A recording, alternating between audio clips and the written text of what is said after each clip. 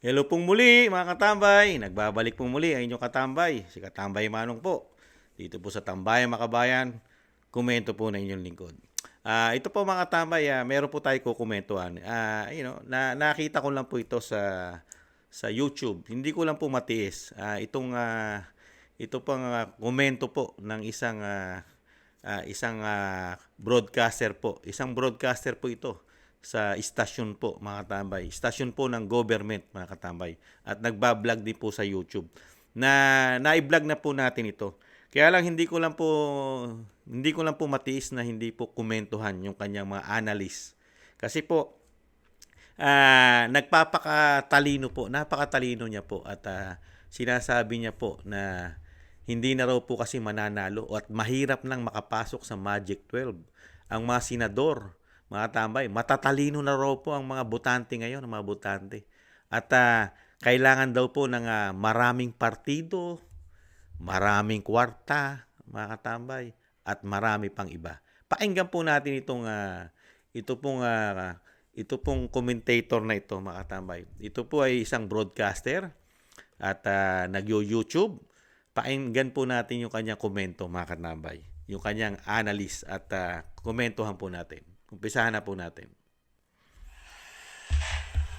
Mga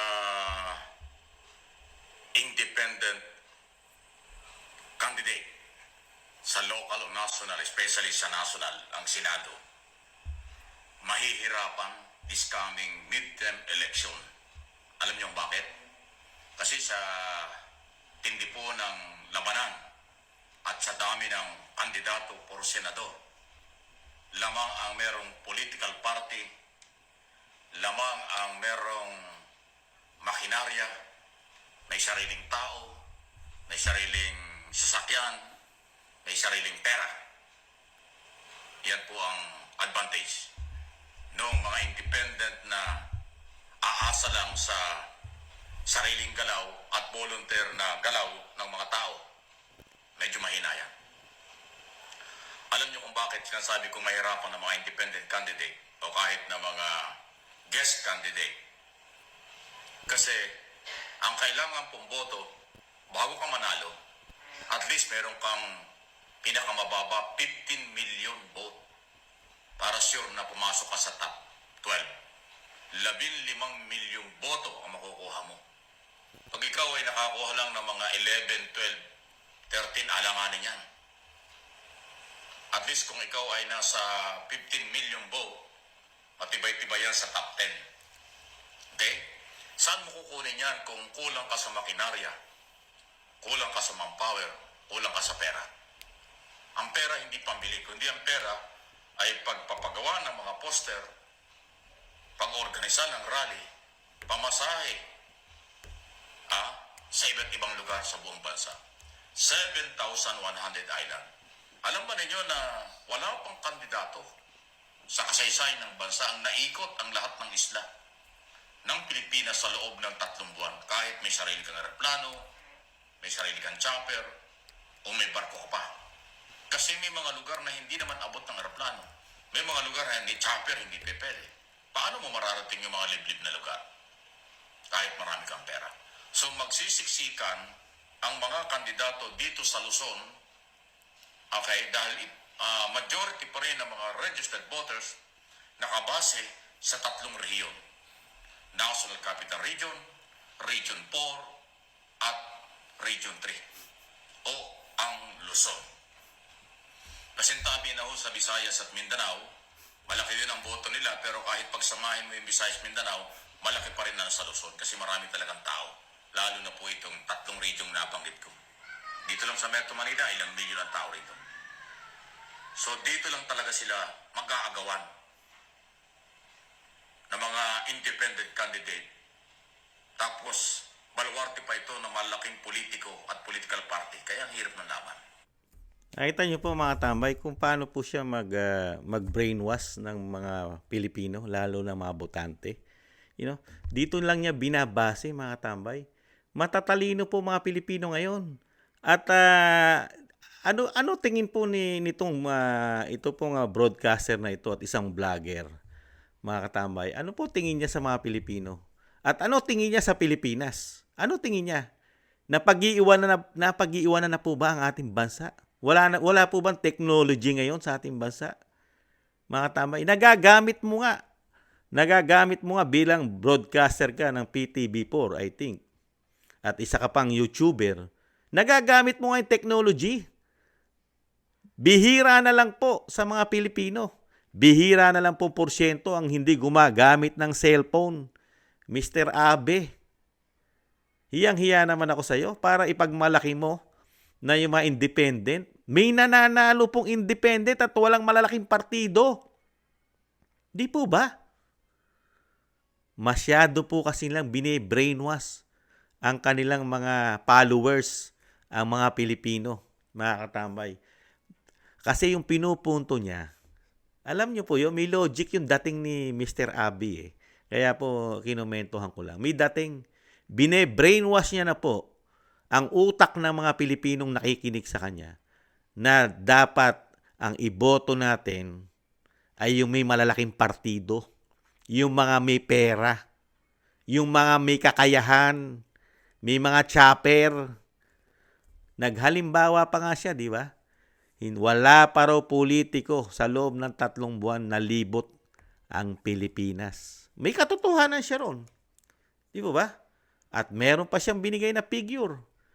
Ang kailangan lang daw po ng mga kumakandidato, nagpasintabi pa po sa Visayas at Mindanao. Minalit niya po ang Visayas at Mindanao. Hiyang-hiya naman tayo rito kay Abe, mga tambay. Ibang klase ito. Nandito lang daw po ang mga botanteng malalaki na magpapanalo po sa politiko, mga katambay. Yung Region 4, Region 3, at yung NCR, National Capital Region, o yung buong Luzon, mga katambay. Nahandyan daw po. At nagbigay po rin siya ng figure. Kailangan daw po ng kailangan daw po ng politiko ay hindi bababa sa 15 million para manalong senador. At kung 11 million lang daw po ang makukuha ng isang senador, ay baka matalo pa, mga katambay. At ito raw po ang pag-aagaw-agawan pa. Halos ng mga kumakandidato dito po sa Luzon na sinasabi niya. At lamang daw po sa Luzon sa nabanggit niya. Wala kapag-pag-asa at kapana-panalo mga independent dahil nagsama-sama raw po ang mga partido. Nakakahiya at nakakalungkot, mga katambay. At minaliit niya pa ang Visayas at Mindanao. Mga katambay, di po ba ang mga politiko tigas ang pangliligaw sa Visayas at Mindanao? Kaya nga isang damukal na ayuda ang binibigay ninyo sa Visayas at Mindanao. Di ba sinusudsud nyo ang mga botante? Mindanao, Bisaya. Di po ba? Ilan lang ang napupuntahan nyo sa Luzon?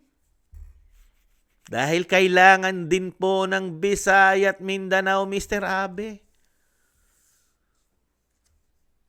Hindi po tanga ang mga Pilipino at bobo para maniwala po sa inyo. Sa inyong sinasabi. Yung mga analyze nyo, sinasabi nyo sa amin yan, bine-brainwash nyo ang utak namin, nang iboboto namin kayo na naman, yung grupo nyo, Bagong Pilipinas dahil kumpleto makinarya, nagsama-sama lahat ang mga politiko na di umano'y mga korap, mga magnanakaw di umano, ang iboboto na naman namin. Dahil ito'y may mga pera, may mga eroplano, may mga helicopter, isang damukal ang pera, ganun po ba? Ang kailangan po ba maglingkod sa amin, mga Pilipino, Mr. Abe, maraming pera ang maglilingkod? Wala po bang karapatang maglingkod? Ang walang pera. Kawawa naman po ang mga Pilipinas. Wala palang kwenta kay Mr. Abe ang isang politiko na hindi pala mananalo. Ibang klase. Ibang klase ang pananaw nito. Wala raw history. Hindi niya yata alam ang history ng Duterte, mga tambay. Ang mga Duterte, Walang napakaraming partido. Kaya lang dumami partido niya nung manalo na siya. Di po ba? At ang Vice President Sara Duterte, napakaraming naipanalong senador. Di po ba? Ganon din ang Presidente Duterte, yung mga senador. Ano sa tingin mo? Wala nang power kahit magsama-sama ang partido ng mga mayayaman at ng sinasabing mapepera nga at yung maraming partidong nagsama-sama? Wala na kapag-pag-asa ang mga i-endorso, yung mga walang pera, yung walang kakayahan na sobra-sobra pera. Wala na po ba kapanapanalo yan, Mr. Abe, kung i-endorso ito ng Vice President at i-endorso ng dating Pangulong Duterte? Wala na kapanapanalo sa mga mapera. Di kung ganyan pala, nagtatanong lang si Kamanong, baka nababayaran ka pala ng mga politiko na mapera pala. Hindi kaya? Nagtatanong lang. Dahil humahanga ka at hangang-hanga ka sa mga politikong maraming pera. At sobra-sobra ang pera. May mga helicopter pa at may mga jet.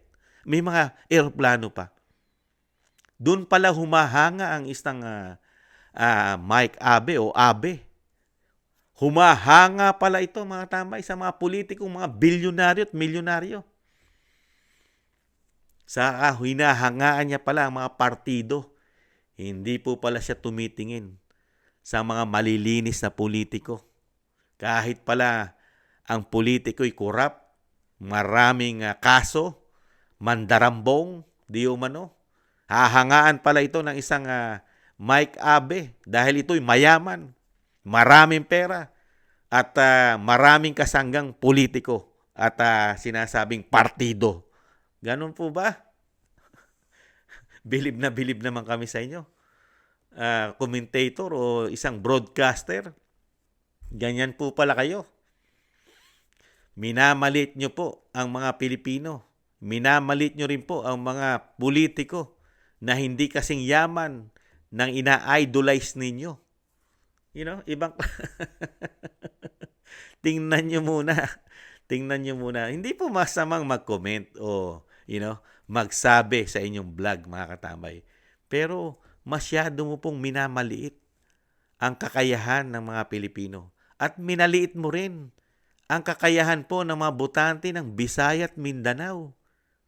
Hindi nga mananalo ang iyong presidente Bongbong Marcos Jr. kung hindi sinuportahan ng Visaya at Mindanao. Hindi siya kayang ipanalo ng Luzon na sinasabi mong Region 4, Region 3 at ang National Capital Region o NCR. Hindi po kayang ipanalo ang Bongbong Marcos Jr. kung walang suporta ng Mindanao, Visaya. Di po ba? Kung si dating Vice President Leni Robredo, hindi nga nanalo dahil nakuha po ni Vice President Sara Duterte at ng Pangulong Marcos Jr. ang Mindanao, Visaya. Di po ba talo? Ganon din po sa Senado. Sa Senador. Mr. Abe, kailangan po talaga makumpleto mo ang Luzon, Visaya at Mindanao. Di po ba? Napakalaking bagay. At yung mga nasa Luzon, magising po yan. Alam po ng mga taga-Luzon, ang mga matitinong politiko. Sana mga taga-Luzon, hindi masilaw sa pera ng mayayaman, sa pera ng mga politiko na sinasabi ni Mike Abe. Mananalo lang daw po maraming pera na politiko. Sana hindi masilaw ngayon ang mga Pilipino sa pera ng mga politiko, mga tambay. Sana isipin din ng mga kababayan natin, kakababayan ko, isipin po natin mga Pilipino, yung kinabukasan po ng mga susunod na henerasyon natin ng ating mga anak. Kung ganito pong klase, mga politiko na ini-endorso sa atin, ini-endorso na sa atin ni Mike Abe, na mga politikong maraming partido, mayayaman, kayang ikutin ng Pilipinas dahil meron silang mga eroplano, may mga helicopter, at may mga sasakyan. Mga katambay, ito po ang maglilingkod sa atin. Ano po ang itsura? Ano po ang itsura ng ating bansa, mga katambay? Mga kababayan ko. Ano po? Tayo po ba progresibo na? Katulad po ng maliliit na bansa na napag-iiwanan na tayo? Di ba? Napag-iiwanan na po tayo. Ang ating bansa, nahandyan ang Taiwan, di ba? Yung Singapore na nga lang po na napakaliit. Di ba? Brunei, Malaysia, di ba? Taiwan, yan, yung Taiwan, di ba?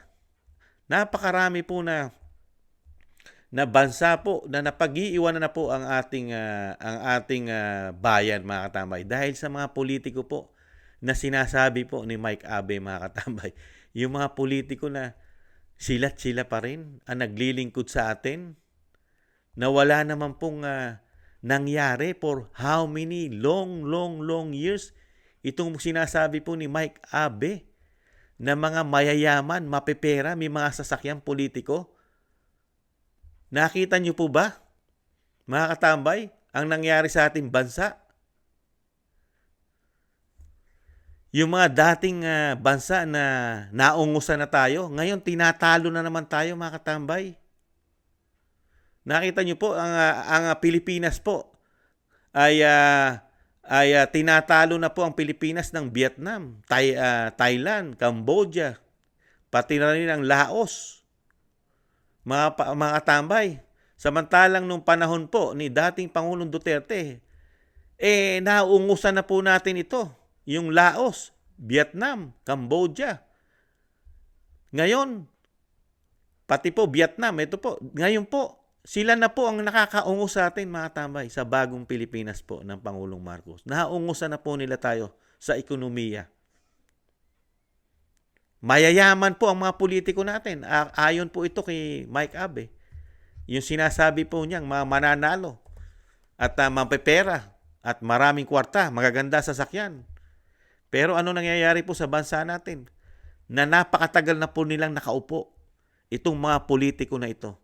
Yung kinukondisyon sa ating utak ng partido ng bagong Pilipinas. Yung mga senador na mayayaman, mga katambay. Lugmok ang ating bansa. Hirap. Hindi makapag-provide ng maraming trabaho sa ating bansa. Mayayaman ito. Hindi man lang maitaas ang sweldo ng ating manggagawa. Mayayaman ito. Mga katambay. Di ba? Hindi man lang maibaba ang kuryente at tubig. Mayayaman ito. Itong mga politiko na ito. Pati presidente. Di ba? Yung pangakot pangarap, mayayaman ito. Hindi matupad-tupad. Di ba? Pumili naman tayo ng mahirap. Dahil wala pong nangyari sa mga politiko naglingkod sa ating mayayaman, mga bilyonaryo. Hindi po naiangat ang ating bansa na pag-iiwanan na tayo. Di ba? Sumubok naman po tayo ng bago, yung hindi mga bilyonaryo, hindi mayayaman. Mayaman man, pero bagong muka. Di ba? Huwag po tayong maniwala kay Mike Abe. Huwag po natin paniwalaan ito. Na ang may karapatan lang manalo, may pera, may sasakyan, may eroplano, at may partido. Tayong mga Pilipino boboto. Hindi si Mike Abe. Hindi yung kanyang konklusyon. Hindi yung kanyang analyst o yung kanyang sinasabi sa atin. Hindi yan ang magpapanalo. Tayong mga Pilipino ang magpapanalo. Baguhin na po natin. Ginawa na po natin ito. Nung panahon ni dating Pangulong Duterte, ang mga walang silbing politiko, di ba? Pinaplas natin sa inidoro. Diretso sa inidoro ang mga politiko na hindi natin nakitaan na gumagawa at maganda ang ginagawa sa bansa. Di ba? Naghihirap ang ating bansa sa mga politiko na ito. Ano po ginawa natin? Di ba diretso sa inidoro? Ganon pa rin ang gawin natin ngayon. Kahit bago na ang presidente, nakikita natin ang mga politiko ngayon na walang progresibo ang ating bansa. Napakataas lahat ng nangyayari sa atin ngayon. Lahat ng bayarin. Di ba? Pagkain. Walang kakulangan sa trabaho. ayuda lang ang inaasikaso at ang kadiwa, ang kanilang solusyon. Idiretso natin sa inidoro kamukha ng ginawa natin noong panahon ni dating Pangulong Duterte. Di po ba? Huwag nating paniwalaan ang isang Mike Abe na mananalo ang mga politiko pag maraming pera. Di ba? Dahil naipanalo natin ang pamilya Duterte na hindi kasing bilyonaryo nila. Di ba? Taong bayan ang magsasaysay kasama ang mga OFW. Di ba? Malaking porsyento po ang OFW. Ilang milyon po yan, Mr. Abe. Tinanggal mo pa ang Bisaya at Mindanao. Nakakasiguro po ba kayo, Mr. Abe, na maipapanalo po ng Luzon lang ang inyong minamanok? Hindi po ba? Isip-isip po. Isip-isip tayo. Matalino na tayo ngayon. Meron ng social media, Mr. Abe. Ginagamit mo nga eh. Kahit broadcaster ka, ginagamit mo pa rin ang social media. Dahil nagagamit mo ito. Dahil nagkakapera ka po yata. At may nagbabayad po yata sa inyo. Nagtatanong lang po. Mukhang yumayaman po yata kayo. Sumosobra na rin po yata ang yaman nyo. Nakakatulad na rin po yata kayo nila. Doon sa sinasabi nyong mga mananalo kanyo na mayayaman at maraming partido. Di po ba? Kayo po mga katambay, ano po masasabi nyo rito? Nakomentuhan ko lang kasi bine-brainwash po mga Pilipino. Pinaniniwala po mga Pilipino.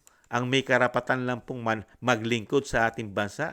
Yung may kakayahan, yung may pera, mayayaman, mga bilyonaryo, na lugmok pa rin ang ating bansa sa kanila. Di ba? Wala ba tayong karapatang baguhin ang ating bansa? Dahil nasubukan na natin sila kung paano sila maglingkod sa atin. Di ba? Isip-isip po. Gamitin po natin ang isip natin at puso. At yung tingnan po natin yung susunod na henerasyon po ng ating lahi. Di ba mga katambay? Sana po. Dalin po natin sila sa inidoro at i-plus po natin mga katambay. Muli po si Katambay Manong, nagpapasalamat po sa naagusto po ng ating maliit na channel, Tambayang Makabayan, sa YouTube at TikTok. At maraming salamat din po sa mga nagla-like, share, subscribe at sa mga nagko-comment. Sa muli po mga katambay, maraming salamat po. Ingatan nawa. Paalam. Bye-bye.